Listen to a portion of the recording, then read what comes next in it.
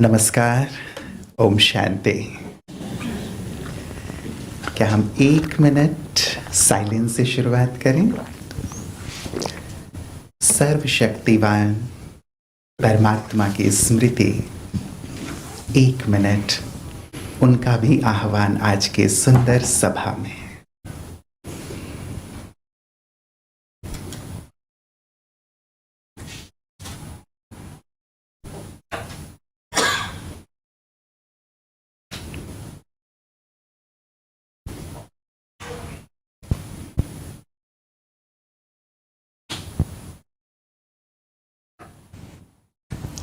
ओम शांति। ये हमारी बहुत सुंदर भारतीय परंपरा कि हर कार्य की शुरुआत हम ईश्वर की स्मृति से, उनकी याद से करते हैं। और कहा भी जाता है well begin is half done. तो ईश्वर की याद से हमारे सारे कार्य वैसे भी सहज सरल हो जाते हैं। तो आप सभी अपना अमूल्य वक्त निकाल करके आए हैं, तो मैं यही कहूँगा कि आप आए हैं यहाँ, ये हमारा सौभाग्य है। स्वागत करता हूँ आप सभी का। आज शनिवार है, दिल से आप सभी का स्वागत बारंबार है, स्वागत बारंबार है, स्वागत बारंबार है। एक बार अपने लिए ही जोरदार तालियां बजा लें। आज की ये जो सुंदर संध्या है, हम सबको बहुत कुछ देने वाली है। हम यहाँ से बहुत कुछ लेकर के जाने वाले हैं। ये जो अगले 1 घंटे हैं आप यहाँ बिताने वाले हैं, मन में बहुत सारे प्रश्न, बहुत सारी बातें, अलग अलग चीज़ों को लेकर हमारे मन में होती है। और कई बार ये बात उठती है मन में कि हम कहाँ से इनका निदान प्राप्त करें। अमेरिका अपने डॉलर्स के लिए जाना जाता है, व्यापार के लिए। ब्रिटेन आधी से ज़्यादा दुनिया पर राज्य करने के लिए, अपनी प्रशासनिक क्षमता के लिए। इटली अपने वास्तुशिल्प के लिए जाना जाता है। लेकिन जब कभी भी भारत की बात आती है तो भारत जाना जाता है अपने धर्म के लिए, अपने आध्यात्म के लिए, अपने दर्शन के लिए। हमारा देश बहुत सुंदर धार्मिक मान्यताओं और परंपराओं से जुड़ा हुआ है। और हम भले ही विश्व के किसी भी कोने में हैं, आप अभी लेस्टर में हैं, लेकिन हम अपनी मान्यताओं को आज भी सजीव रखे हुए हैं, अपनी धार्मिक आध्यात्मिक मान्यताओं को। लेकिन कई बार ऐसा होता है कि हम उन्हें फॉलो तो करते हैं, लेकिन उसके पीछे क्या आध्यात्मिक भाव है, हमें वो करना है नहीं करना है, कई प्रकार के प्रश्न मन में आते हैं। और उन्हीं में से एक है श्राद्ध। गणेश चतुर्थी और नवरात्रि के बीच का 16 दिन का समय हम श्राद्ध के रूप में मनाते हैं। और कई प्रकार के हमारे मन में उसको भी लेकर के प्रश्न होते हैं। जो प्रश्न आज आप लोग लेकर आए हैं, जो प्रश्न मेरे पास भी हैं, हम भ्राता जी के साथ उनकी चर्चा करेंगे। एक बात ये कही जाती है पौराणिक ग्रंथों में कि कर्ण ने जब अपने प्राण त्यागे, वो ऊपर गए स्वर्ग में। स्वर्ग, नर्क, कर्म, अकर्म, दान, पुण्य, इन सब की चर्चा हमारे देश में बहुत है। और जो भी मान्यताएं हैं, जो भी धार्मिक मान्यताएं, उन सब के पीछे कोई ना कोई रहस्य है। उन रहस्यों को आज हम जानेंगे। तो कहा जाता है कर्ण जब गए वहां तो उन्हें सोने के पात्र पे ही भोजन दिया जाता था और सोने की चीजें ही खाने में दी जाती थी। अब सोना कोई खाने की चीज तो है नहीं। अब उन्होंने प्रश्न किया स्वर्ग में कि भाई मुझे सोने की पात्र में तो ठीक है, लेकिन सोने की चीजें ही, यदि दाल चावल सब्जी जो भी है वो भी सोने का होगा तो मैं तो भूखा ही रह जाऊंगा। ऐसा मेरे साथ क्यों किया जा रहा है? तो कहा गया कि आपने अपने जीवन में केवल सोने का ही दान किया, आपने और किसी चीज का दान नहीं किया। और ना ही आपके जो पूर्वज हैं उनके नाम से आपने कुछ दान पुण्य किया, इसीलिए केवल जो आपने किया है वही आपको मिल रहा है। कर्म फिलोसॉफी। उन्होंने कहा लेकिन मुझे अपने पूर्वजों का तो कोई ज्ञान ही नहीं था जिनके नाम पे मैं कुछ करता। तो उन्हें 16 दिन का वक्त दिया गया कि ठीक है आप जाइए और आप जो इस रूप में दान पुण्य करना है पूर्वजों के नाम पे वो कीजिए, पश्चात आपको यहाँ वो चीज़ें प्राप्त होंगी। इसीलिए कहा जाता है 16 दिन का समय श्राद्ध के रूप में मनाया जाता है, जिसमें दान तर्पण, अपने पूर्वजों की स्मृति को शामिल किया जाता है। कर्ण ने ये किया, अन्नदान किया, अन्य दान किए, पश्चात उन्हें 56 प्रकार के भोग प्राप्त हुए। ऐसी सुंदर पौराणिक कथा आती है और भी बहुत सारी चीज़ें हैं जिनके बारे में हम चर्चा करेंगे, लेकिन लिए चलता हूँ आपको आदरणीय सूर्य भाई जी की ओर, और साथ ही आपके मन में न केवल श्राद्ध को लेकर के जो प्रश्न हैं, लेकिन आज भी जीवन में जो समस्याएं और बातें आ रही हैं, उन सब की चर्चा हम करेंगे। ठीक है ना? ठीक है, ठीक है। आप सब अच्छे तो हैं, प्रसन्न हैं, आनंदित हैं, राइट? आप सबके चेहरे बहुत ही खिले खिले से लग रहे हैं, देख करके बहुत खुशी हो रही है, क्योंकि हम लेस्टर में आकर के हिंदी में टॉक कर रहे हैं, विदेश में आकर के। दिल से आप सबका पुनः धन्यवाद और स्वागत के साथ चलते हैं आदरणीय भ्राता जी की ओर। भ्राता जी, पहली बात तो ये, आपको यहाँ आकर और साथ ही हमारे लेस्टर के सभी भाई बहनों को देखकर कैसा लग रहा है? फिर श्राद्ध पे आएंगे। ऐसा लग रहा है कि जो कभी देवता थे वो घूम फिर के फिर इस हॉल में आ गए हैं।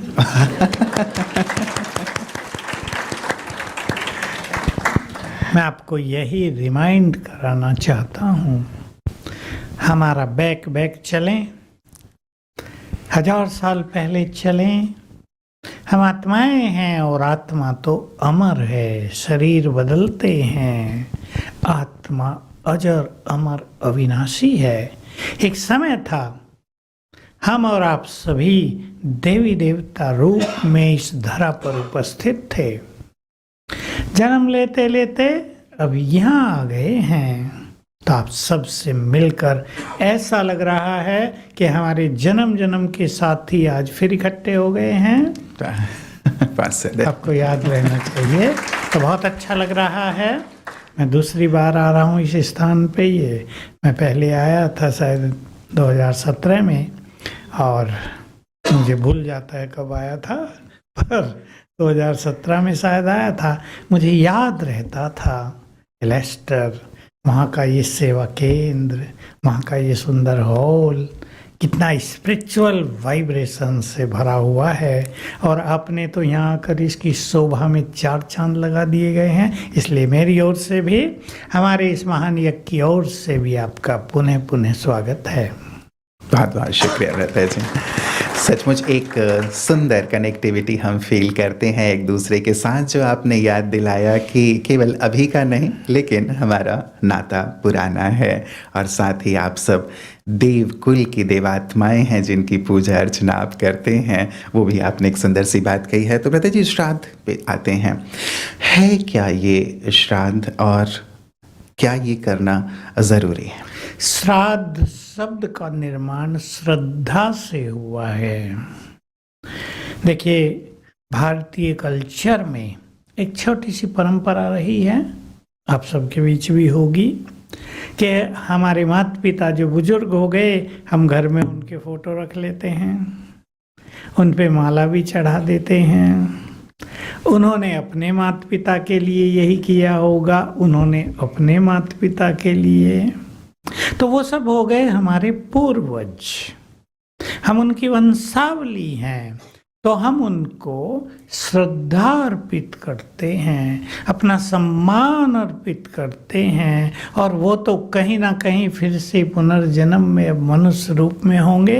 हो सकता है आपके घर में ही हों, आपके आसपास हों, अब आप उन्हें प्रैक्टिकल में ही भोजन खिला रहे हों, वो आपको खिला रहे हों, क्योंकि आप भी किसी के पूर्वज हैं और आपके भी कोई पूर्वज हैं। यही संसार का खेल चला आता है।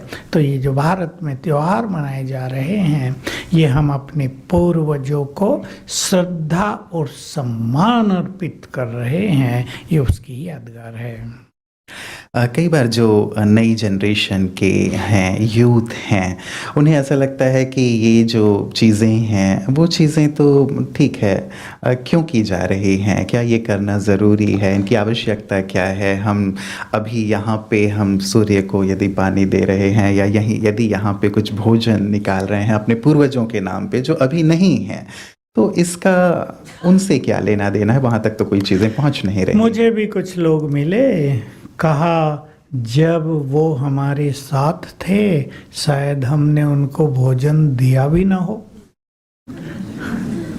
और जब वो नहीं है तो अर्पित कर रहे जब वो खा नहीं सकते। क्या सुंदर खेल है ना। तो गलती यूथ्स की नहीं है, गलती वर्तमान जनरेशन की नहीं है, क्योंकि उन्हें इन चीज़ों का जरा भी आभास नहीं है, कहीं इनकी चर्चा नहीं है। और समय साइंस एंड टेक्नोलॉजी और इकोनॉमिकल विकास और बहुत सारी बातों का विकास इस और समय हमें ले गया है। तो अपने बारे में सोचना, अपने पूर्वजों के बारे में सोचना, कुछ पुण्य कर्म करना, कुछ आत्मोत्थान का कार्य करना, इससे हमारी नई जनरेशन थोड़ा दूर होती जा रही है। इसलिए वो ऐसा कहते हैं ये सब तो अंधश्रद्धा है। ठीक है, उनका कहना भी, उनकी अपनी सोच है, क्योंकि वर्तमान में मनुष्य की सोच कहीं और जाती हुई दिखाई दे रही है। उसकी सोच का आधार इंटरनेट पर हो गया, फेसबुक पर हो गया है। जो वो देखता है, जो सुनता है, जो इन्फॉर्मेशन इकट्ठी करता है, जिसमें आधी झूठी होती हैं, फेक न्यूज़ जिन्हें कहते हैं। मैं कहा करता हूँ फेक न्यूज़ नहीं, फेक न्यूज़ कह दो, जिससे उनके ब्रेन पर बुरा इफेक्ट आता है। उस आधार पे उनकी विचारधाराएं बन रही हैं। और यही कारण है कि आज के बहुत सारे युवक, क्योंकि मेरे पास युवकों की संख्या बहुत ज़्यादा है जो आते हैं अपनी समस्याएं लेकर, तो मानसिक रूप से वो इतने हेल्दी दिखाई नहीं देते हैं, गड़बड़ दिखाई देती है उनके विचारों में, क्योंकि उनके विचारों में भौतिकता तो बहुत समा गई है, पर स्पिरिचुअलिटी, आध्यात्मिकता, इसको पूरी तरह भुला दिया है, इसका कहीं चिंतन नहीं है। इसलिए उनका ये कहना कि ये सब बेकार की बातें हैं। जब वो थे तब तो भोजन हम उन्हें खिलाते नहीं थे, ओल्ड एज होम में भर्ती करा देते थे, और अब दिखावा कर रहे हैं। मेरे पास भी लोग आके कहते हैं ऐसे। तो कहीं ना कहीं वो भी सत्य हैं, लेकिन हमें अपनी परंपराओं को थोड़ा बहुत तो चालू रखना ही पड़ता है। जैसे कर्ण की बात सुनाई, ये लोगों ने स्टोरी बनाई है, नहीं तो बोला कौन उसे स्वर्ग में देखने गया था, राइटर कौन था वहाँ जिसने उससे इंटरव्यू लिया था। ये सब कहानियाँ मनुष्य को कुछ सिखाने के लिए बनाई गई हैं। तो यही इसका आधार है। जी जी, वैसे भी हमारे देश में यदि आप देखें, और सभी देशों में भी, कुछ अच्छी बातें सिखाने के लिए कहानियों का आधार लिया जाता है। हमारे यहाँ पंचतंत्र की कहानियाँ भी बड़ी प्रसिद्ध हैं, जिनके माध्यम से बहुत सुंदर सुंदर शिक्षाएं बच्चों को, अपनी आने वाली पीढ़ियों को दी जाती हैं। प्रति जी, जो बात चल रही है अब युवाओं की ही बात लेके हम बात कर रहे हैं, जो इस बात को आज थोड़ा सा डाइजेस्ट नहीं कर पाते हैं। लेकिन साइंस, यदि इसके पीछे बताया जाए कि साइंस क्या है इन चीज़ों को मनाने का, तो वो इस चीज़ को इजीली एक्सेप्ट करते हैं। तो क्या जो हम श्राद्ध मनाते हैं, इसके पीछे भी कोई विज्ञान है?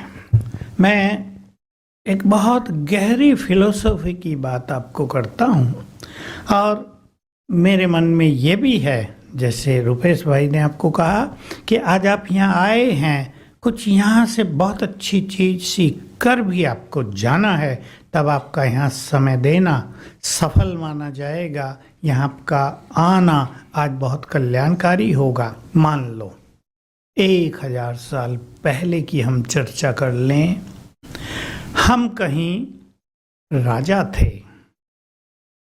सब तो राजा नहीं होते, पर मैं एक एग्जाम्पल दे रहा हूँ, और हमें मदद करने के लिए बहुत सारे लोग आ जाते थे। हम इतने अच्छे थे, तो उनके गुड वाइब्रेशंस अब तक भी हमारे साथ हैं।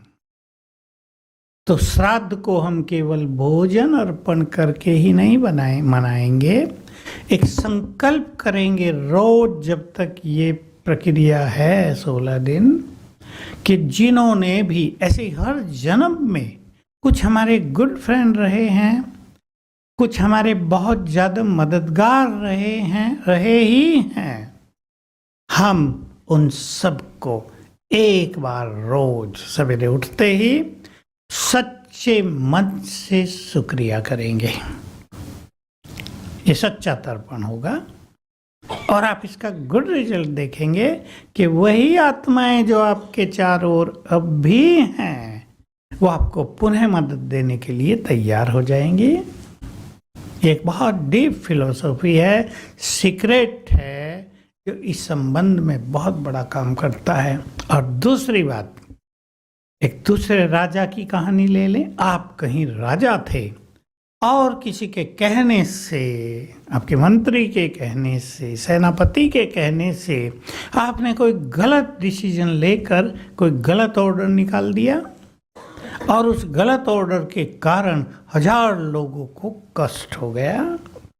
उन्होंने आपको बद्दुआएं दी थी। कैसा गंदा राजा है, कैसा क्रिमिनल राजा है, ये न्यायप्रिय नहीं है, ये प्रजा की भलाई नहीं चाहता है।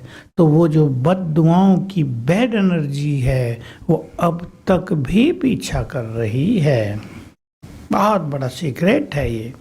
उसके लिए हम लोगों को सिखाते हैं कि उन अपने साथियों से कम 7 दिन, और अगर आप 16 दिन कर लेंगे तो हाथ जोड़कर सवेरे ही क्षमा याचना कर लें।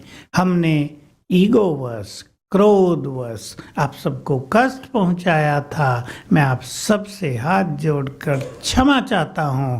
प्लीज आप प्रसन्न हो जाइए। वो जो बैड एनर्जी आपको आ रही है, जो आपको कष्ट दे रही है, जो सुखी नहीं रहने देती, जो अच्छी नींद नहीं करने देती, जो मानसिक रोगों को बढ़ावा दे रही है, जो शारीरिक रोगों को बढ़ावा दे रही है, वो कट ऑफ हो जाएगी और आप अपने को बहुत फ्रेश, बहुत आनंदित, बहुत खुशी में अनुभव करेंगे। तो चलें, ये जो 16 दिन हैं हम इस रूप में से करके ज़रूर देखें। अब तक तो केवल एक मान्यता के तौर पे, एक परंपरा के तौर पे हम भोजन कराया करते थे या तर्पण किया करते थे, लेकिन तर्पण का एक बड़ा ही प्यारा सा आपने अर्थ बता दिया है कि अब हम रोज़ सुबह उठ करके परमात्मा की याद के साथ एक तो क्षमा याचना भी कर लें और शुक्रिया अदा भी करें। और बहुत सुंदर इसके रिजल्ट भी आप कई बार सुनाते रहते हैं अमृता जी। कोई एक एग्जाम्पल मैं जानना चाहूँगा कि बहुत प्यारे जो हम ये करते हैं शुक्रिया अदा करने का भाव, जो भी हमसे जुड़ी हुई आत्माएं हैं, हमारे पूर्वज हैं, उनके लिए हो या फिर अन्य आत्माएं हो या फिर क्षमा याचना, उसका भी बहुत ही गहरा हमारे कर्म पर, जीवन पर, व्यवहार पर, हमारी समस्याओं पर देखने को मिलता है। बहुत सारे एग्जाम्पल आप देते हैं। हाँ, मेरे पास बहुत सारे एग्जाम्पल है, क्योंकि जब लोग समस्याएं लेकर आते हैं, खास करके डिप्रेशन की समस्या,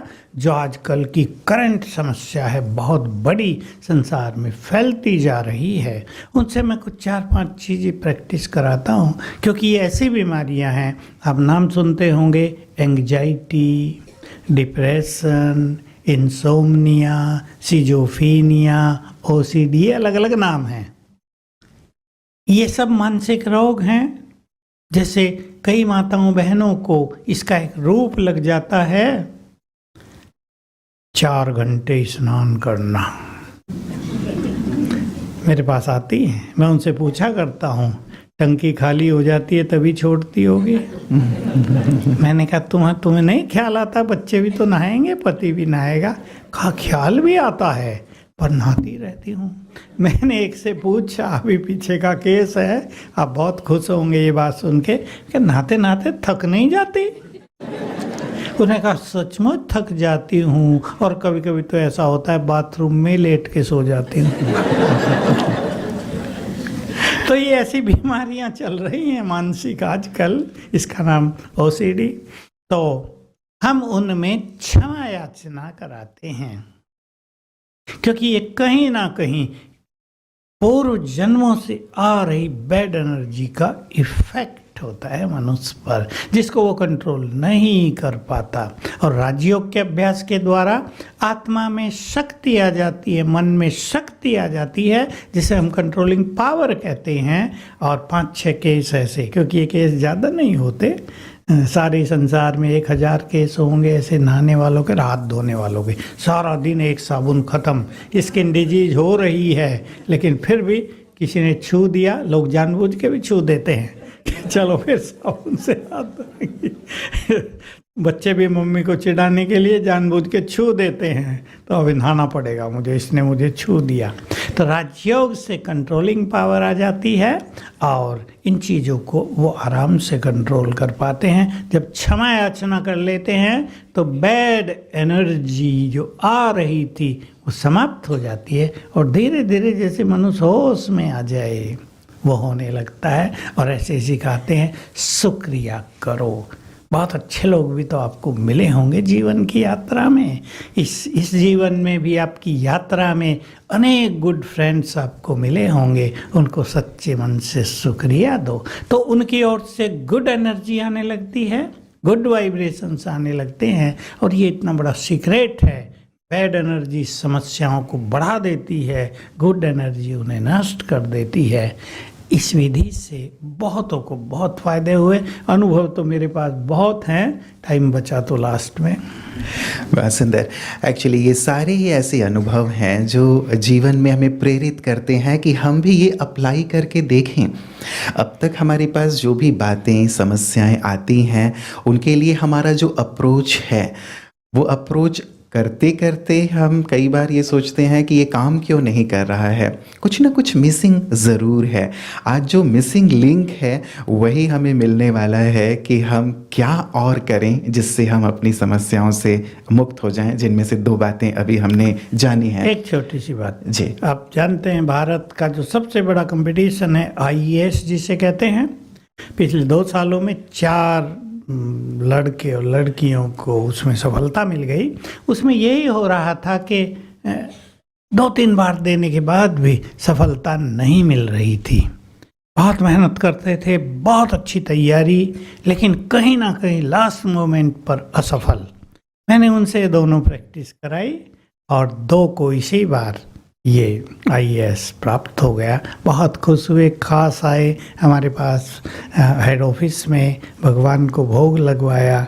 और आप जानते हैं ये सबसे बड़ी चीज़ होती है जिसको ब्रिटिश राज में आईसीएस कहते थे, जिसे कलेक्टर्स बनते हैं, कमिश्नर्स बनते हैं, सेक्रेटरी बनते हैं। तो बहुत ही गुड रिजल्ट इन चीज़ों के हम पाते हैं। बहुत सुंदर। तो हम इसे ज़रूर अप्लाई करके देखें। ब्रता जी, एक चीज़ और इसी श्राद्ध से जुड़ी हुई, कई लोग इस भाव से भी श्राद्ध को करते हैं कि मन में एक गिल्ट फीलिंग है। जैसे आपने कहा कि जब हमारे माता पिता या हमारे दादा दादी थे तब तो हम उनकी वैसी सेवा नहीं कर पाए, वैसी खातिर नहीं कर पाए, जाने अनजाने हमने उन्हें कुछ कष्ट भी दिया और इस कारण एक गिल्ट फीलिंग है कि हम वो नहीं कर पाए। तो क्या ये श्राद्ध करने से ये गिल्ट फीलिंग हमारी चली जाएगी, सब चीज़ें सेट हो जाएंगी, या फिर हमें कुछ और एक्स्ट्रा करना पड़ेगा? देखिए, वो आत्माएं तो कहीं ना कहीं पुनर्जन्म लेकर, हो सकता है हमसे भी ज़्यादा सुखी हों, उनके परिवार बहुत सुंदर हों, वो आपके आसपास ही हों, लेकिन ये गिल्ट फीलिंग मनुष्य को स्वयं आती है। तो ये करने से थोड़ा सा मन शांत हो जाता है। लेकिन हमारे राजयोग में हम एक बहुत अच्छी चीज़ करते हैं, और जब ये दिन आते हैं, हमारा पूरा संगठन जिसमें मिलियंस ऑफ पीपल हैं, हम सबको ये सिखा देते हैं कि कैसे हम सभी को गुड वाइब्रेशंस दें, ताकि वो आत्माएं, वो मनुष्य जहाँ भी हों और कोई समस्या में हो, कोई बीमार हो, कोई किसी विशेष उलझन में उलझ गया हो, किसके मार्ग में ऐसी दीवारें आ गई हों कि वो आगे बढ़ ही ना पाता हो, हमारे वाइब्रेशंस उनका रास्ता साफ करेंगे। और वो हमारी राजयोग में विधि होती है कि भगवान से, सर्वशक्तिवान से शक्तियाँ लेकर चारों ओर फैलाना। हमें पता नहीं हमारे पूर्वज कहाँ हैं जिनको हम श्राद्ध अर्पित कर रहे हैं। हम जब संकल्प करेंगे कि ये सभी वाइब्रेशंस उन आत्माओं को पहुंच जाएं जो जन्म जन्म हमारे साथी रहे हैं, हर जन्म में हमारे बहुत साथी रहे हैं। आप एवरेज समझ लो 20-25 हर जन्म में। कुछ हमारे क्लोज रिलेटिव, भाई स्त्री पुरुष, माँ बाप बच्चे, इसको 8 मान लो, और फिर उनके रिलेटिव। तो टोटल अगर 20 करें एवरेज, तो हमारे अनेक जन्मों में कई हजार आत्माओं से हम बहुत गहराई से जुड़े रहते हैं और अब भी जुड़े हुए हैं। जैसे मैंने कहा, उनकी एनर्जी गुड और बैड हमें आती रहती है, लेकिन हम भी उन्हें अपनी पावरफुल एनर्जी, प्योर एनर्जी देकर उनके जीवन के मार्ग को सरल कर सकते हैं। ये राजयोग यहाँ पर सिखाया जाता है।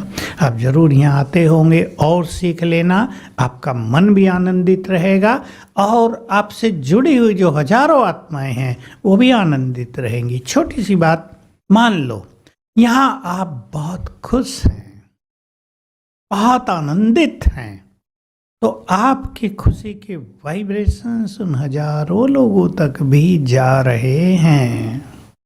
जैसे छोटा सा उदाहरण ले लें यहीं का। हमारे पास एक माँ सेवा करने आई, मैं ही तब सेवाधारियों को संभालता था। कहा मुझे 4 मास रहना है। मैंने कहा 4 मास रखते नहीं, हम किसी को 2 मास ही रखते हैं, चलो आप रहना। अचानक उसके मन में 15 दिन के बाद ही उदासी आने लगी। मेरे पास आई कि मन लग नहीं रहा है, उदास रहती हूँ, पता नहीं क्या हुआ है। फ़ोन का ज़माना नहीं था उन दिनों के, फट से घर में फ़ोन कर लिया जाए, एसटीडी बूथ लगे ही थे। मैंने उसको कहा कि जाओ थोड़ा खर्च तो होगा तुम्हारा, लेकिन अपने घर में एक बार बात तो कर लो, वहाँ सब कुछ ठीक ठाक है। वो गई और बात की तो पता चला घर में छोटा पोतरा बीमार है और दादी को बहुत याद करता है। बिल्कुल प्रैक्टिकल। मैंने उसे कहा अब पहले जब तक आप वहाँ जाओ उससे रोज एक बार बात कर लिया करो, 2 मिनट भी। उसने बात शुरू की, 3-4 दिन में उदासी खत्म हो गई और फिर वो उससे मिलने के लिए अपने घर गई। तो हमसे जो लोग जुड़े हुए होते हैं उन पर हमारे वाइब्रेशंस का और उनके वाइब्रेशंस का हम पर बहुत गहरा इफेक्ट होता है। तो वाइब्रेशन वाइज भी आज हम इस बात को समझ पा रहे हैं कि हम जो जल अर्पित करते हैं या कुछ भोग अर्पित करते हैं, केवल वो स्थूल रूप नहीं लेकिन वाइब्रेशन के तौर पे भी हम एक दूसरे के साथ जुड़े हुए हैं। और ये सारी जो विधियां हैं ये हमारी जो अकाउंट हैं उन्हें बहुत ही अच्छा पॉजिटिव कर देंगे, उन्हें हल्का कर देंगे। क्योंकि प्रति जी कई बार कईयों के मन में प्रश्न होता है, या ज्योतिषियों के पास भी जब जाते हैं, या हमें जीवन में सफलता नहीं मिल रही होती है, कोई समस्या आ रही होती है, तो वो ये कहते हैं कि कोई पितृदोष है या पूर्वज नाराज़ हैं, तो ये इस दोष के कारण आपको सफलता नहीं मिल रही है, या जीवन में ये तकलीफ़ें हैं। क्या ये बात सही है? क्योंकि माता पिता तो हमेशा हमें आशीर्वाद ही देते हैं, क्या वो हमें श्राप भी देते हैं इस रूप? देखिए, हमारे भारत में जो कुछ मान्यताएं चलती हैं, भले ही आजकल वो थोड़ी ज़्यादा अंधश्रद्धा में बदल गई हों, लेकिन जब वो शुरू हुई थी उसके पीछे एक बहुत सुंदर फिलॉसफी थी। अब ये जो पितृदोष है ये वही होता है कि कहीं ना कहीं हमने अपने माता पिता को कष्ट दिया था। भिन्न भिन्न तरह से लोग कष्ट देते हैं, सताते हैं, जिसे आजकल कहा जाता है। तो वही बैड एनर्जी हमको अब टच कर रही है। बस ये भक्ति में उसके लिए कुछ भक्ति पूजा पाठ करा देते हैं ताकि वो जो दोष क्या कहें, वो बैड एनर्जी समाप्त हो जाए। ये भक्ति की मान्यता है कि वो खुश हो जाएं हमारे पितृ, और पितृ दोष हमसे समाप्त हो जाए। लेकिन मैंने जो आपको कहा, अगर हम उन्हें वाइब्रेशंस देना सीख लें तो हम उनको बहुत बड़ी मदद भी कर सकते हैं। केवल प्रसन्न ही नहीं, उन्हें बहुत बड़ा कोऑपरेशन दे सकते हैं। बिल्कुल। ये जो वाइब्रेशन की आप बात कह रहे हैं या फिर राजयोग की बात कह रहे हैं कि हम उनके साथ कनेक्टेड हैं और उन्हें अच्छी तरह से वाइब्रेशन दे सकते हैं, वो कैसे हो? क्या हम 1-2 मिनट उसकी प्रैक्टिस आपके साथ कर सकते हैं? वो थॉट्स क्या हो? चलिए बैठ जाएं सभी योग की मुद्रा में।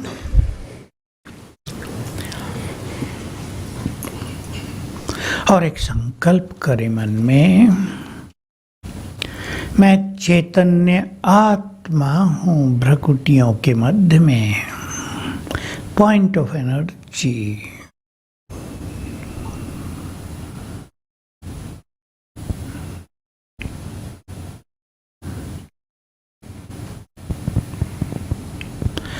मैं इस देह की मालिक हूँ।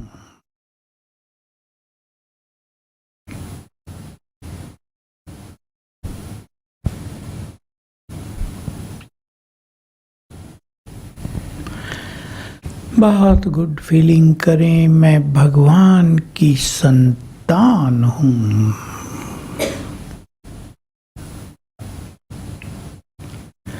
वही मेरा सच्चा माता पिता है।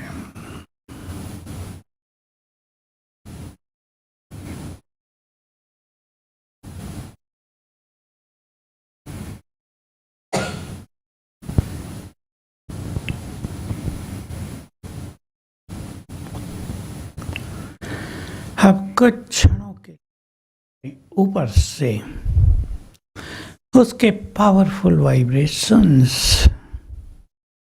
उसकी डिवाइन एनर्जी मेरे ऊपर आ रही है, जैसे ऊपर से एक फाउंटेन पड़ रहा है मेरे ऊपर।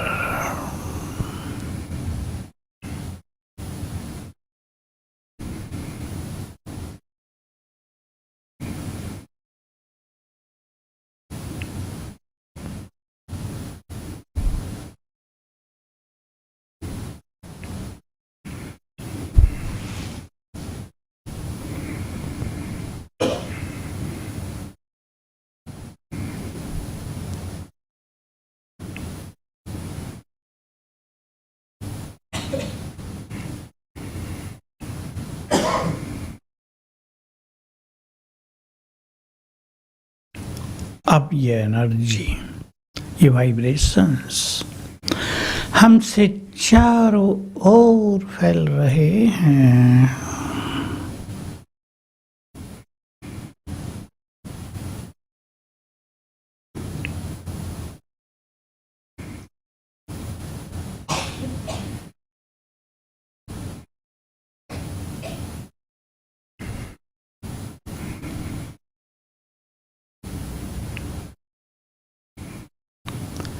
संकल्प कर दें, यह एनर्जी उन सब आत्माओं को पहुंचे जो हजारों साल से हमसे जुड़े हुए थे।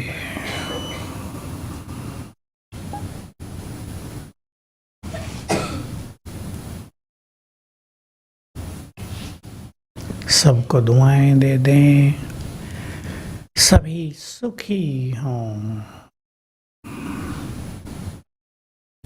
सबका कल्याण हो,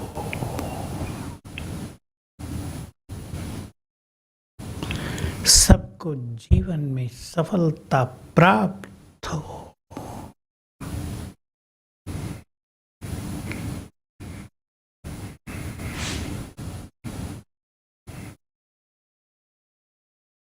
ओम शांति। बहुत सुंदर एक अनुभूति। इस अनुभूति को रोज ही अपने साथ बनाकर रखिएगा। सचमुच किस किस को बहुत प्यारी सी अनुभूति हुई? एक प्यारी सुंदर डीप फीलिंग, राइट? क्या अपना हाथ उठाएंगे जरा, एक बार हाथ उठा करके बताएंगे? बहुत सुंदर। यदि इस थोड़ी सी देर में हम इतनी प्यारी अनुभूति कर सकते हैं और कितना मन रिलैक्स हो जाता है, शांत हो जाता है, और जैसे हम फील करते हैं कि जैसे हमें अपने पूर्वजों की दुआएं, आशीष मिल रही है। इन दुआओं और आशीष को हम रोज़ ही प्राप्त करें, न केवल पूर्वजों की लेकिन परमात्मा की भी, राइट? श्राद्ध के साथ साथ प्रता जी कई अन्य बातें भी आज जीवन से जुड़ी हुई हैं जो बहुत ही महत्वपूर्ण हैं।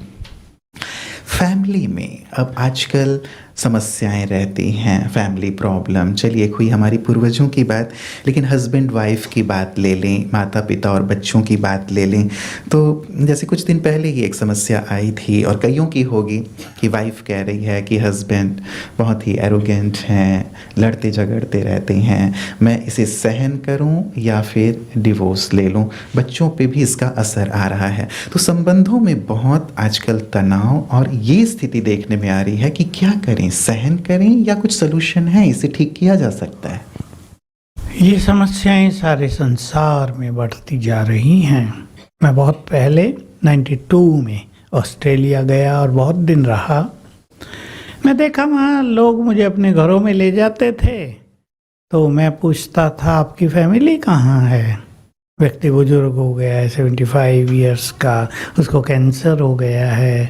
पूछता था आपकी फैमिली, आपके बच्चे? नहीं, मैं तो सिंगल हूँ। मैंने कहा क्या हुआ? 3 बार मैरिज हुई, 3 बार डिवोर्स हो गया।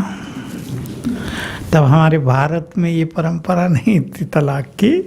मैं सोचता था हमारा भारत गरीब, तब तो गरीबी था बहुत, अब तो आगे निकल गया। मैं सोचता था हमारा भारत गरीब तो है पर मानसिक रूप से तो रिच है बहुत। कई घरों में मैं गया, अच्छा बड़ा घर, 5 रूम है, सेपरेट एक बंगलो है। मैंने कहा कितने रहते हो? अकेला रहता हूँ। मैं कहा है तो दीवारें भी तुमको खाने आती होंगी जब जॉब से आते हो, कि ऐसा ही लगता है अकेले। तो देखिए, डिवोर्स, तलाक, हम तो इसके फेवर में नहीं हैं। भारत में बहुत हो रहे हैं आजकल, और यंग लोग आते हैं। मैरिज की थी लड़की की, 50 लाख खर्च हुए थे, 6 मास में घर आ गई है, मैं नहीं जाऊंगी वहाँ। तो एक बहुत भारी टेंशन न केवल 2 परिवारों में लेकिन समाज में फैल जाती है। बचेंगे इस चीज से, क्योंकि डिवोर्स लेने के बाद जैसा मैंने देखा है, अनेक लोग अकेले हो गए, डिप्रेशन में आ गए। उधर माँ बाप, भाई और भाभी का व्यवहार अच्छा नहीं है, बहुत परेशानियों से गुजरने लगे। अब वो सोचते हैं वहीं ठीक था जहाँ थे, ये तो उससे भी ज़्यादा खेल बिगड़ गया। इसलिए मैं आप सबको कहूँगा, अपने संबंधों में मधुर रस घोल दो। मनुष्य को कहीं झुकना पड़ता है, कहीं सहन करना पड़ता है, कहीं सुनना भी पड़ता है। लेकिन मनुष्य की क्या बात है, वो सुनाना तो जानता है पर सुनने की आदत नहीं है। ले लें आप आज यहाँ से, सुनना भी होगा। उदाहरण दे दूं, हमारी चीफ थी, अब मैं तो 55 ईयर्स से वहीं रहता हूँ। हमारी चीफ थी दादी प्रकाशमणि। उन्होंने इस कार्य को बहुत आगे बढ़ाया, और आप सबको प्रसन्नता होगी कि हमारे यहाँ इस समय पूरी ऑर्गेनाइजेशन में 50,000 डेडिकेटेड बहनें और भाई हैं। उनमें बहनें ही ज़्यादा हैं, 48,000 बहनें होंगी, यंग बहनें, जिन्होंने अपने जीवन को स्पिरिचुअलिटी के लिए, मानव सेवा के लिए समर्पित किया। तो मुझे याद है, उन्हें हम दादी जी कहते थे। मैं उनके पास था, एक बहन आई, दादी बहुत हम्बिल थी, बहुत एक पारिवारिक फीलिंग सबको देती थी। दादी से उसने पूछा, दादी आप बड़े कैसे बन गए, आपको सहन नहीं करना पड़ता क्या? दादी ने उत्तर दिया कि हमें 3 बातें ध्यान रखनी पड़ती है। सुनना भी पड़ता है, हम बड़े हैं, हम नहीं सुनेंगे तो सुनाने वाले कहाँ जाएंगे? मैं भी सुन रहा था, बहुत बड़ी बात। मैं सोचता था हम भी तो कभी बड़े बनेंगे, इसलिए दही बड़े नहीं दही बड़े कहानी सुनी ना, पहले दाल को भिगो, फिर दाल को खूब पीसो, फिर फेंटो, फिर तेल में डाल दो गरम गरम में, फिर पानी में डाल दो, फिर दही में। तो दही बड़े नहीं, बड़े तो हम सब हैं। सुनना भी पड़ता है, समाना पड़ता है। सबकी बातें सुन के अंदर ही रख ली जाएं और रिएक्ट न किया जाए, ऐसे नहीं हमारे एटीट्यूड्स बदल जाएं। और तीसरा का सहन भी करना पड़ता है। तो जो सहन करे वही सहनसा बन जाएगा। इसलिए परिवारों में सहन करना सीखें। लेकिन मनुष्य में ईगो इतना बढ़ गया है कि वो सहन करना नहीं चाहता, उसे सहन करना भारी लगता है। स्पिरिचुअलिटी हमें ये बल देती है, राजयोग हमें ये शक्ति देता है कि हम हंसते हंसते सहन करें। और हमने सहनशीलता की एक पराकाष्ठा जान ली थी कि सहनशीलता वो है जिसमें सहन करने वाले को ये लगे ही नहीं कि मैं कुछ सहन कर रहा हूँ, सब नेचुरल सा लगे। तो तलाक के बारे में कोई नहीं सोचेगा, मिल के रहना है। और एक संकल्प आपको दे रहा हूं, बस सब ईगो और एंगर के कारण ये सब खेल चल रहा है दुनिया में। अपने से पूछेंगे, मेरा ईगो बड़ा या मेरे रिलेशनशिप्स बड़े? सुख किस में है? संबंध बहुत बड़ी चीज होती है। संबंधों में प्यार रहता है, अपनापन रहता है। तो अपने ईगो को डाउन करते चलें, बहुत हम्बिल बनते चलें। और ये रिलेशनशिप अगर भगवान से भी जुड़ जाए जो हमारा माता पिता है, तो हमारे यहाँ के संबंधों में भी बहुत आनंद आ जाएगा। तो आपके संबंध बहुत मधुर रहें, ये मंगल कामना है। और ये हमारे ऊपर है, जैसे भ्राता जी ने कहा, कई बार हम दूसरों की ओर देखते हैं। वो कहा भी जाता है, उंगली जब आप दूसरे की तरफ करते हैं तो 3 अपनी ओर ही होती है। तो हम क्यों ना अपने आप को देख लें, और यदि हम झुक जाते हैं, सचमुच संबंध बड़े हैं, और यदि हम अपने ईगो को जाने दें तो संबंध सचमुच सहज हो जाते हैं। सामने वाला व्यक्ति भी देखता तो है, समझता तो है ही कि सचमुच सामने वाला कितना झुक रहा है, एडजस्ट कर रहा है, तो वो भी हमें देख करके ऐसा करना प्रारंभ कर देता है। होप आप सब ये ज़रूर करेंगे। और परिवार में यदि कोई समस्या है, अपने अंदर यदि कोई बात है, तो कई बार भ्राता जी ये चीज़ होती है कि जैसे आपने कहा कि सुन लें, सह लें, लेकिन सुनते सहते हुए भी कई बार थोड़ा सा व्यक्ति एग्जॉस्टेड फील करने लगता है, कहीं उस चीज़ को निकाले, कहीं वो परेशान होने लगता है। तो ऐसी स्थिति में फिर वो क्या करे? बिल्कुल आपने अच्छी बात कही। जो लोग बहुत सुनते हैं और रिएक्ट नहीं कर पाते, वो भी डिप्रेशन में जाते हैं। दूसरा व्यक्ति थोड़ा पावरफुल है, बोलने ही नहीं देता, चुप रहो, तो बेचारे चुप तो रह जाते हैं, लेकिन अंदर तो चुप नहीं हो पाता ना सब कुछ। अंदर तो उथल पुथल मचती रहती है। ये केस भी बहुत ज़्यादा, इसलिए साइकोलॉजिस्ट कहते हैं कि चुप ना रहो, गुस्सा आ रहा तो सुना दो कुछ ना कुछ, हल्के हो जाओगे। और इसलिए माताएं तो ये काम खूब करती हैं, डोंट माइंड प्लीज। जो कुछ भी हुआ 2-4 आपस में बैठेंगी सखियां, सब सुना देंगी, हल्के होके कर एक सर्वे ये कहता है कि माताओं को, बहनों को हार्ट अटैक कम होते हैं, क्योंकि वो निकाल देती। इसलिए एक स्पिरिचुअल एनर्जी से यदि हम अपने को भर लें, तो ये सुनना जो है ये इजी लगेगा, हम उसको टर्न करते रहेंगे।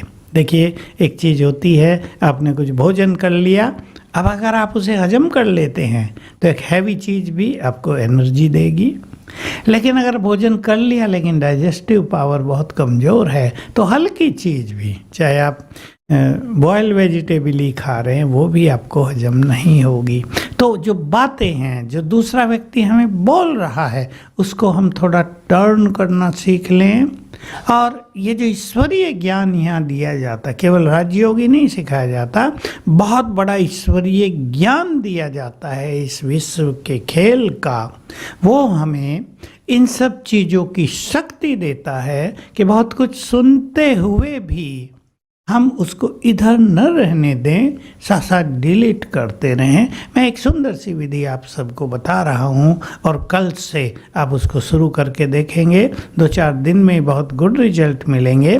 जब आप सवेरे उठें, उठते ही पहले 3 मिनट के अपने विचारों पर ध्यान दे देना। अब क्या सोच रहे हैं?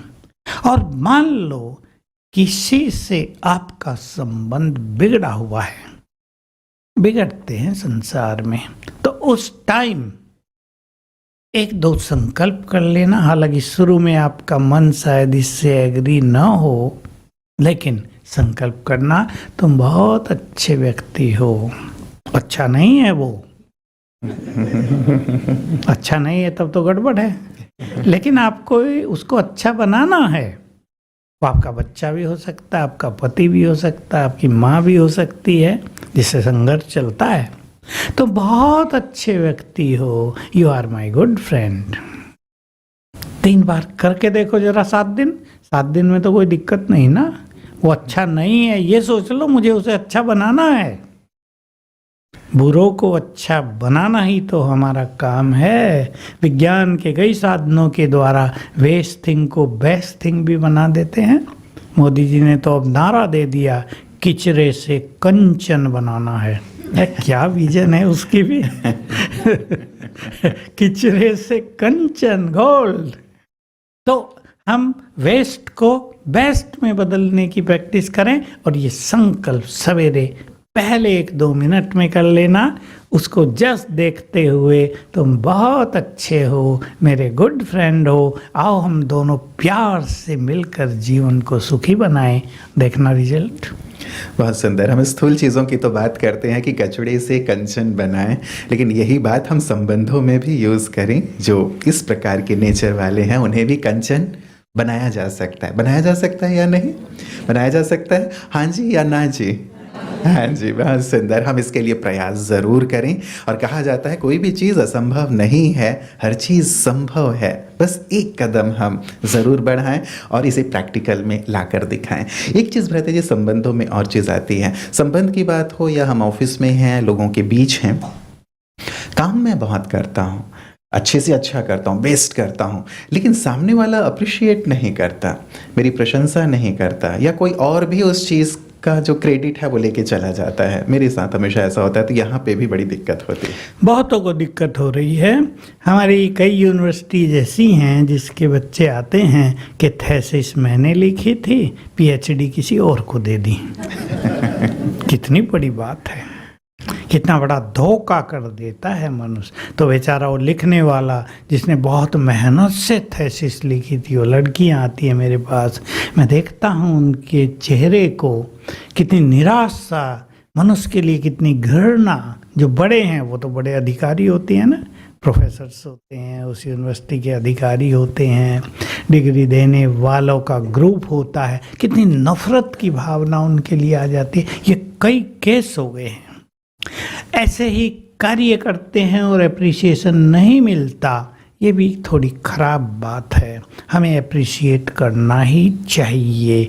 और इस एक निगेटिव बात से हम कम से कम आज ये सीख लें कि हमें सबको एप्रिशिएट अवश्य करना है, सबकी प्रशंसा करनी। अपने घर से इस बात को शुरू करेंगे, अपने को भी एप्रिशिएट करेंगे अपने अच्छे कार्यों के लिए, और दूसरों को, अपने बच्चों को, अपने पति को, पत्नी को एप्रिशिएट जरूर करें। भोजन बनाया, इतना तो कह दें, वाह क्या सुंदर बनाया, बड़ी मेहनत करती हो, बहुत बहुत शुक्रिया, कह सकते हैं या नहीं? या तुम्हारा काम, या भाइयों से ही तो पूछ रहा हूँ, या ये तो तुम्हारा काम है, तुम्हें करना ही पड़ेगा। अच्छा, कौन कौन ऐसा करते हैं, अप्रिशिएट करते हैं? वो तो जरा हाथ उठाएं। हाँ, अप्रिशिएट करते हैं हमारे हाँ, किया करो। लेकिन एप्रिसिएशन न मिले, हमें इस समय के प्रभाव को भी ध्यान में रखना है कि मनुष्य बहुत सेल्फिश हो चुका है, सेल्फ सेंटर्ड हो चुका है। वो दूसरों को आगे बढ़ता नहीं देखना चाहता, वो दूसरों के खिले हुए चेहरों को देखना नहीं चाहता है। इसलिए किसने बहुत अच्छा काम भी किया हो, उसका क्रेडिट खुद को ले लेना चाहता है, उनको जरा भी अप्रिशिएट नहीं करता। लेकिन इसमें मैंने जो कुछ सीखा, देखो हम भी, मैं अपना एक्सपीरियंस शेयर कर रहा हूँ आपको। हम भी एक बहुत बड़े संगठन में रहते हैं। मेरा काम पहले आपको बताया गया, मैं किचन से जुड़ा हूँ, और अब तो हमारे यहाँ आधुनिक किचन है जिसमें अंदर भोजन बनता है, बाहर ठंडा रहता है पतीला, जिसमें गर्मी नहीं, धुआं नहीं, मेहनत नहीं, सहज काम होता है। लेकिन जब मैं शुरू किया 69 में, तो सब काम लकड़ियों पर होता था, मेहनत का काम होता था, लेकिन नो एप्रिसिएशन। आंखों में धुआं आ जाता था, चेहरे काले हो जाते थे धुएं से, कपड़ों में बदबू हो जाती थी धुएं से, लेकिन नो एप्रिसिएशन। तो मैं ये सोचता था, मैंने बहुत बचपन से ही गीता पढ़नी शुरू कर दी थी, हालांकि उसका मीनिंग समझ में नहीं आता था। धीरे धीरे उसका मीनिंग भी समझ में आया, और जब ये ईश्वरीय ज्ञान मुझे मिला तो गीता के सारे सीक्रेट्स 6 मास में ही समझ में आ गए। तो उसमें एक बहुत सुंदर बात है, हे अर्जुन, कर्म करो और मुझे अर्पित कर दो। अब मैंने इसको अपने जीवन में लाना शुरू किया कि कर्म किया और प्रभु अर्पण, तुम्हारे लिए किया था, तुम कोई अर्पण, किसी मनुष्य से कोई एक्सपेक्टेशन नहीं। तो मैंने देखा, अब सीक्रेट सुन लें आप, कि उस कर्म की सूक्ष्म गुड एनर्जी हमको मिल गई, और हमने बहुत अच्छा कर्म कर लिया हो, किसी ने अप्रिशिएट न किया हो, और हम उदास हो गए हों, तो हमारी एनर्जी और चली गई। इसलिए सेल्फलेसनेस, नो एक्सपेक्टेशंस, कर्म करते चलो, अच्छे कर्मों का फल ऊपर से ही बहुत अच्छा मिलता है। लोग तो अप्रिशिएट करके छोड़ ही देंगे, इतना ही करेंगे, लेकिन हमें तो उसका संपूर्ण फल मिलेगा जो ऊपर से मिलेगा, जो हमारे पास खुशी के रूप में, दुआओं के रूप में। मनुष्यों की दुआएं तो छोड़ो, भगवान की दुआएं हमें मिलती हैं। ये सब ध्यान रखते हुए थोड़ा अपने को हल्का कर दें। ऐसा ना हो आपको अप्रिसिएशन न मिल रहा हो और आप जिंदगी की खुशी खोते जा रहे हों, और एक आपने एटीट्यूड बना लिया हो, कोई अप्रिशिएट तो करता है नहीं, छोड़ो, क्या करना है। ज्यादातर ऐसा भी तो मनुष्य करेगा ना, छोड़ देता। अभी ह्यूमन साइकोलॉजी है। अरे क्यों दिमाग खराब कर रहे हो, कोई किसी को तो कोई वैल्यू नहीं मेरे कर्मों की, छोड़ो। लेकिन जो बिना एक्सपेक्टेशंस के कर्म करता चलता है वो आगे बढ़ता जाता है और बाद में उसकी पूजा होती है। हमारे यहाँ साईं बाबा के मंदिर बन गए हैं, सोने का बना दिया है शिरडी में, मैं भी गया। वाह, हमारे लोग हैं वहाँ जो जान पहचान वाले हैं, हमें तो सीधा ले गए, दिखाया। मैं उसकी हिस्ट्री पढ़ी थी कि जब वो था, थोड़े साल तो हुए, जब वो था लोग पत्थर फेंकते थे उसके ऊपर, जब वो था उसे कोई भोजन भी नहीं देता था, और जब वो चला गया सोना चढ़ रहा है उसके ऊपर, जब उसको सोने की जरूरत नहीं है। तो ये ह्यूमन मेंटलिटी है। हम इसे एक्सेप्ट करके अपने महान कार्य करते चलें, ऊपर से हमें गुड रिजल्ट मिलेगा ही। बहुत सुंदर। तो हम तो अप्रिशिएट करें सभी को, लेकिन हमें कोई ना करे तो ऊपर वाला है जो देख रहा है, हमारा अच्छा कर्म हमें अच्छा फल देगा। एक बहुत बड़ी चीज़ ब्रदर जी आज सभी के साथ, परिवार में भी होगी, अपने साथ भी होगी, शारीरिक व्याधि, शारीरिक बीमारियां। और कई बार डॉक्टर भी कह देते हैं कि अब ये इनक्योरेबल है, ठीक नहीं होगा, दवाइयां असर नहीं कर रही हैं, तो मन बहुत निराश हो जाता है। मन में विचार आते हैं कि इससे अच्छा जीवन का अंत कर लें। तो क्या शारीरिक बीमारियों के लिए भी राजयोग जो आप सिखाते हैं, विद्यालय सिखाता है, उसमें कोई निदान है? आज यहाँ आते हुए ही हमें यहाँ आने से पहले एक के घर ले गए 5 मिनट के लिए। बुजुर्ग माता, मैंने पूछा कितनी आयु है? 90 इयर्स। बैठी है, एक ही उसका लड़का, अभी जब उसकी 90 इयर्स है तो उसकी भी तो 70 हो गई। दोनों ही थोड़े ढीले ढाले, लेकिन मैंने माता जी को देखा, उसके चेहरे पर मुस्कान, 90 इयर्स ओल्ड होते हुए भी बहुत अच्छी बैठी है, मस्त बैठी है। मैंने कहा क्या? मैंने उससे पूछा क्या है? कि मैं तो बहुत खुश रहती हूँ। लड़की थी, उसकी मैरिज हो गई, वो उधर खुश है, मैं इधर बहुत खुश हूँ अकेली। तो मनुष्य का गुड चिंतन उसे हेल्दी बनाएगा। और वही व्यक्ति अगर उल्टा सोचने लगे, देखो मनुष्य क्या क्या सोचते हैं आजकल, पता नहीं मैंने क्या पाप किया, सारी बीमारियां मुझे ही आ गई। सोच सोच के बीमार। हमें याद रखना है, जितने हम खुश रहेंगे, मन को खुश रखेंगे, उतनी ही बीमारियां समाप्त होंगी। आजकल केवल मेडिकल साइंस हमें गुड हेल्थ नहीं दे सकती। कई केसेज में तो ऐसा हो रहा है कि दवाई खाते खाते और सब खेल बिगड़ता जा रहा है। एक चीज ठीक हो रही, 4 को दे के जा रही है। हो रहा है ना, साइड इफेक्ट बहुत हो रहे हैं। खुशी से क्या होता है, जो व्यक्ति बहुत खुश है, जो व्यक्ति बहुत पॉजिटिव है, उसके जो ब्रेन के सेल्स होते हैं ना, इसमें सेल्स है अरबों, मिलियंस एंड मिलियंस, उन्हें न्यूरॉन्स कहते हैं, वो बहुत एक्टिव हो जाते हैं खुश रहने वाले व्यक्ति के। मैं उसको ऐसा कहा करता हूँ, उनके जो ब्रेन में न्यूरॉन्स हैं वो जैसे डांस करते होते हैं सदा, उससे सारी बीमारियां ठीक होती रहती हैं, क्योंकि ब्रेन कंट्रोल्स एवरीथिंग। तो एक तो हमें बहुत अच्छी खुश रहने की कला सीखना है। बीमारी आ भी गई, एक सुंदर संकल्प जो मैं रखता हूँ अपने पास, मुझे भी आती रहती है, जो चीज आई है वो जाएगी, जाने दो, होल्ड न करो। इस संकल्प में आप देखेंगे कितना बड़ा जादू है। एक तीसरा संकल्प सुना रहा हूं, सवेरे उठकर दिन में भी आप एक सुंदर संकल्प करना प्रारंभ कर दो। याद रखेंगे जो मैं आपको कह रहा हूं, सवेरे कर लें, रात को कर लें, दिन में कभी भी कर लेना 2-4 बार। मैं भगवान की संतान हूं, बहुत भाग्यवान हूं। ये तो याद रहेगा ना। ये कभी नहीं कहना है हाथ लगा के मेरा भाग्य ही खराब है कहना ही नहीं है। मैं बहुत भाग्यवान हूं। जिसका पिता परमात्मा भाग्य विधाता हो, उसके बच्चों का भाग्य खराब होगा क्या? तो हम बना देते हैं खराब। उसने हमें भाग्य देकर इस संसार में भेजा है। तो मैं भगवान की संतान हूँ, बहुत भाग्यवान हूँ।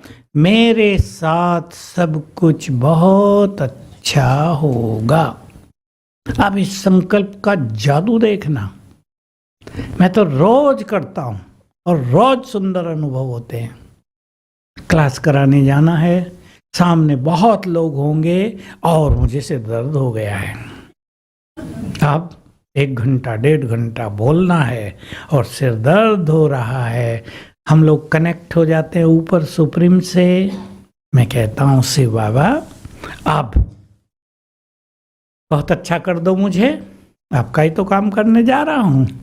और ये संकल्प आता है, तुम सर्वशक्तिमान की संतान हो, तुम्हारे साथ सब कुछ बहुत अच्छा होगा। और मेरे अंदर चला जाता है और मैं अपने रूम से वहाँ जाता हूँ जहाँ क्लास होनी। इससे भी 3-4 गुना बड़ा हॉल है हमारा। और वहाँ जाते जाते फिर दर्द डाउन होके समाप्त हो जाता है। जादू, ये मेरे रोज के अनुभव हैं। आप समझ लो रोज एक एक्सपीरियंस ऐसा होता है, क्योंकि मुझे रोज ही बड़ी बड़ी क्लास लेनी होती है। तो इस संकल्प को आज अपनी गिफ्ट मानकर यहाँ की साथ ले जाना। पसंद है ये संकल्प? मेरे साथ सब कुछ अच्छा, बोलो जरा हाथ उठा के, मेरे साथ सब कुछ अच्छा होगा। मैं बहुत भाग्यवान। उठाओ दोनों हाथ अपने, मैं बहुत भाग्यवान हूँ। इतने जोर से बोलना है, जोर से माना ऐसा नहीं पड़ोसी सुन ले मन में इतने कॉन्फिडेंस से कहना है, प्रकृति सुन ले, सारा संसार जैसे सुन रहा है कि लेस्टर में कुछ भाग्यवान लोग आ गए हैं। बहुत सुंदर। आज से हम सबके भाग्य का सितारा चमकने लगेगा। हम सभी के जीवन में जो भी दुख दर्द थे वो दूर हो जाएंगे इन सुंदर विचारों से। और ये जो आपने आज बात कही है व्रता जी, हमें जो गिफ्ट दिया है इसे तो हम लेकर जाएंगे ही, लेकिन जैसे आपने कहा ये जीवन के लिए बहुत इम्पोर्टेंट है कि ऊपर वाले से कनेक्ट हो जाना। और हम सब सुनते भी हैं कि रब है तो सब है, और ईश्वर का हाथ पकड़ लो तो तुम्हें किसी का भी पैर पकड़ने की ज़रूरत नहीं पड़ेगी। ये सचमुच बहुत गहरी सी बात है। तो कैसे हम उसका हाथ पकड़ लें, कैसे उससे जुड़ जाएं ताकि जीवन की सारी विपदाएं दूर हो जाएं? चाहूँगा कि अंत के 3 मिनट आप हमें फिर से गहन योग की ओर ले चलें और हमें वो अनुभूति कराएं। मुझे याद आ गया, मुझे याद आया, आज ही हम यहाँ आने से पहले रेडियो स्टेशन में गए थे जहाँ सवेरे थे ना हम। हाँ, गुलशन रेडियो स्टेशन, पंजाबी हैं वो। और तो जब हम वहाँ गए, एक गीत बज रहा था, ये मत कहो खुदा से मेरी मुश्किलें बड़ी हैं, ये मुश्किलों से कह दो मेरा खुदा। हमने कहा ये गीत आपको कहाँ से मिला? क्योंकि ये तो हम लोगों ने बनाया और हमारे पास ही बजता है। मैंने भी कई गीत लिखे हैं जो रिकॉर्डेड हैं। कहा ये गीत लोगों को बहुत पसंद आता है, इसलिए वो कहते हैं इसको बजाते रहा करो बीच बीच में, हम जगते रहेंगे। तो मैं आप सभी को कहूँगा, आपके वाइब्रेशंस आपके पूर्वजों को भी जाएंगे और ये सच्चा श्राद्ध होगा उनके लिए, सच्ची शुभ भावनाएं होंगी उनके लिए, सच्चा प्यार और सम्मान होगा उनके लिए। तो एक बात तो और यहाँ से आज ले जाना है, हमें अपने विचारों को बदलना है, व्यवहार को बदलना है। मैं एक ही चीज लोगों को सिखाता हूँ, विचार बदल दो, आपका संसार बदल जाएगा। पसंद है? विचार ही तो हैं जो किसी को सुख दे रहे हैं, किसी को दुख दे रहे हैं। किसी को उड़ा रहे हैं, किसी को जमीन पर उतार रहे हैं, किसी कोई निराशा की अंधकार में डूबता जा रहा है और कोई आसमान छू रहा है। ये विचार ही तो हैं। इसलिए कभी कोई आपका एक द्वार बंद कर दे, परेशान ना, सीख के जाओ। आज यहाँ दूसरे द्वार खुले हुए हैं, किसी के सारे द्वार कभी बंद होते ही नहीं। मिल जाएगा आपको। अपने में विश्वास रखना और अपनी शक्तियों को पहचानना। हम बहुत शक्तिशाली हैं। छोटा सा उदाहरण जो मैं सबको देता हूं और याद रहता है, टाइगर का बच्चा क्या होगा? टाइगर। हम सर्वशक्तिवान के बच्चे हैं, तो हम कमजोर होंगे क्या? उसे भी लज्जा आएगी, उसे भी लज्जा आ जाएगी। ये मेरे बच्चे क्या बोल रहे हैं? हम बहुत पावरफुल हैं। आप उठते ही ये भी संकल्प कर लेंगे, कभी कुछ। इसलिए मैं कई बातें कह रहा हूँ, एक ही संकल्प सदा नहीं चलता। मैं बहुत पावरफुल हूँ, मैं समस्याओं से अधिक पावरफुल हूँ। उठते ही ये संकल्प करेंगे तो आपकी इनर पावर्स बहुत बढ़ जाएंगी, अंदर में छुपा हुआ भय नष्ट हो जाएगा, और जो ओवर थिंकिंग चल रही है आजकल वो भी नष्ट हो जाएगी। इसलिए मैं बहुत शक्तिशाली हूँ और सर्वशक्तिवान की संतान हूँ। इस फीलिंग को आज साथ ले जाना। चलें अब हम इसी से 5 मिनट मेडिटेशन कर लेते हैं। फिर से सभी पूरी तरह एकाग्र हो जाएं और ये बहुत ही सुंदर मेडिटेशन की अनुभूति जो आपको रोज़ करनी है, यहाँ सेंटर पे भी आकर कर सकते हैं, अपने घर पर ही, और साथ ही इस अनुभूति को हम बहुत गहराई से अपने अंतर्मन में उतारेंगे। चलें एकाग्र हो जाएं।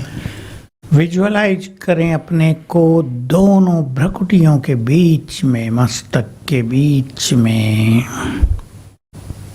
मैं आत्मा, point of light, point of energy.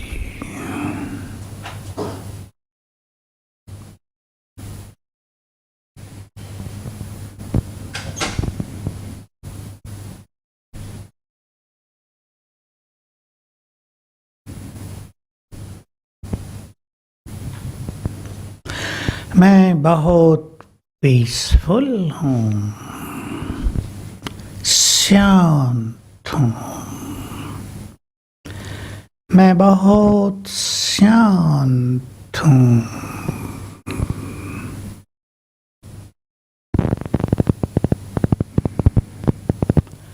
मैं पवित्र हूँ।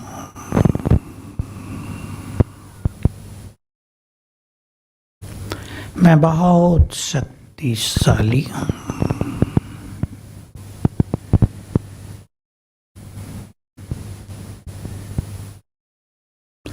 मुझसे चारों ओर शांति के वाइब्रेशंस फैल रहे हैं।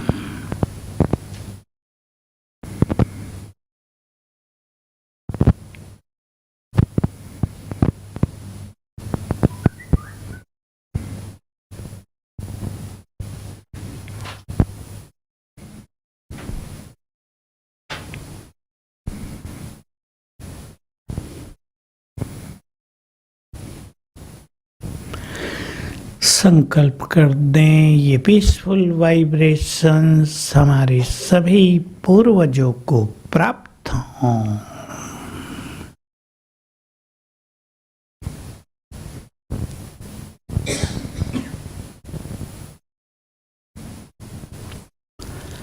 मन के नयन से ऊपर की ओर देखें।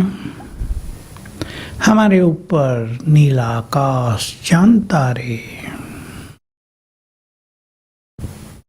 उसके बहुत ऊपर आत्माओं की दुनिया है, परम धाम। यहीं पर सबसे ऊपर हैं हमारे निराकार परम पिता।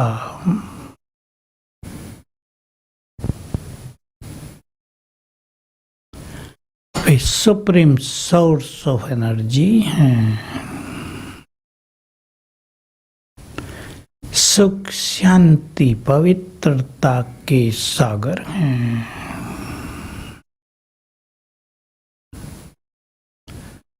सर्वशक्तिवान है।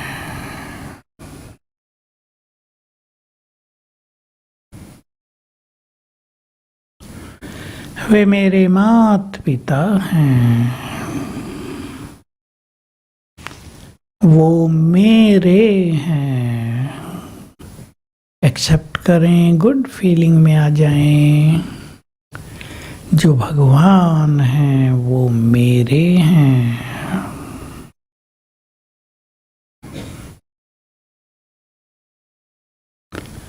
उनका संपूर्ण प्यार मेरे लिए है।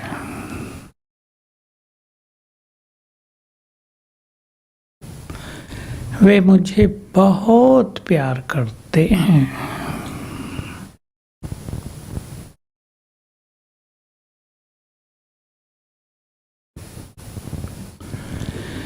वे भाग्य विधाता हैं। उन्होंने मेरा सुंदर भाग्य निर्माण किया है।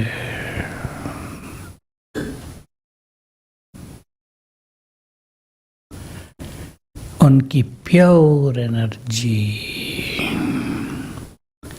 मुझे मिल रही है। उनके वाइब्रेशंस मुझ में समा रहे हैं।